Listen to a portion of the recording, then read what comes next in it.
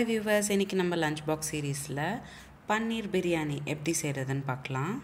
சின்னவங்கலேருந்து பெரியவங்க வரைக்கும் விரும்பி சாப்பிட்ற ஒரு லஞ்ச் ரெசிபி அப்படின்னு சொல்லலாம்.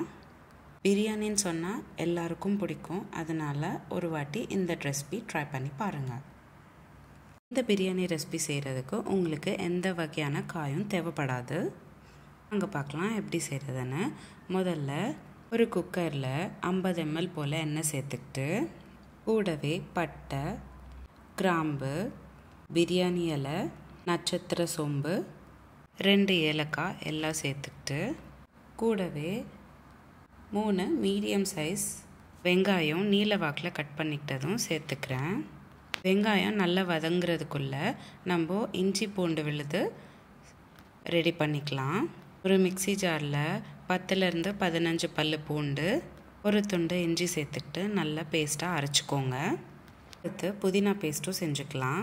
2 கைப்பிடி அளவுக்கு புதினாவை நல்லா பேஸ்ட்டாக அரைச்சிக்கோங்க. இப்போது வெங்காயம்லாம் நல்லா வதங்கிடுச்சு.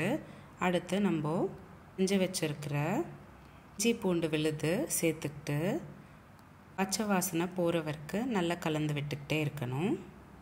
அடுத்து நம்ம செஞ்சு வச்சுருக்கிற புதினா பேஸ்ட் தண்ணி சேர்க்காமல் அரைச்சி வச்சுருக்கிறதும் நம்ம சேர்த்து 2 நிமிஷம் போல் கலந்து விட்டுக்கிட்டே இருங்க. எங்கள் வீட்டில் இந்த ரெசிபி ஆஃபனாக நாங்கள் செஞ்சு சாப்பிடுவோம். அதே சமயம் காய் இல்லாதப்போ ஒரு ப்ரோட்டீன் ரிச் ரெசிபி செஞ்சுக்கணுன்னா இந்த ரெசிபி ட்ரை பண்ணி பாருங்கள்.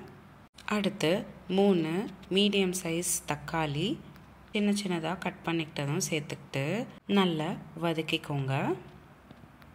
அடுத்து 1 ஸ்பூன் போல் காரத்தூள், 1.5 ஸ்பூன் உப்பு சேர்த்துக்கிட்டு கூடவே 1.5 ஸ்பூன் அளவுக்கு கரம் மசாலாவும் சேர்த்துக்கோங்க.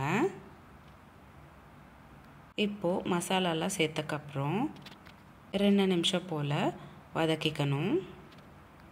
நான் இன்றைக்கி 5 to 6 பேர் சாப்பிடக்கூடிய அளவு நான் உங்களுக்கு காமிக்கிறேன். உங்களுக்கு எவ்வளோ தேவையோ அதுக்கேற்ற மாதிரி நீங்கள் குவான்டிட்டிஸ் இன்க்ரீஸ் பண்ணிக்கோங்க. 2 கப் அரிசி 1/2 மணி நேரம் போல் 5 கப் தண்ணி ஊற்றி ஊற வச்சுக்கிட்டேன். இப்போது நான் அதை சேர்த்துக்கிட்டு நல்லா கலந்து விட்டுக்கிறேன். 15 நிமிஷம் போல் வேக வச்சுக்கிட்டிங்கன்னா முக்கால்வாசி அளவுக்கு சாப்பாடு வெந்துடும். இந்த ஸ்டேஜில் 250 கிராம் போல் பன்னீர் உங்களுக்கு எந்த சைஸ் வேணுமோ அந்த மாதிரி கட் பண்ணிக்கிட்டு சேர்த்துக்கோங்க. நல்லா ஒரு கொதி வந்தக்கப்புறம் ஒரு வாட்டி கலந்து விட்டுட்டு குக்கர் மூடி போட்டுக்கிட்டு 2 விசில் போல் வர வரைக்கும் வேக வச்சுக்கணும்.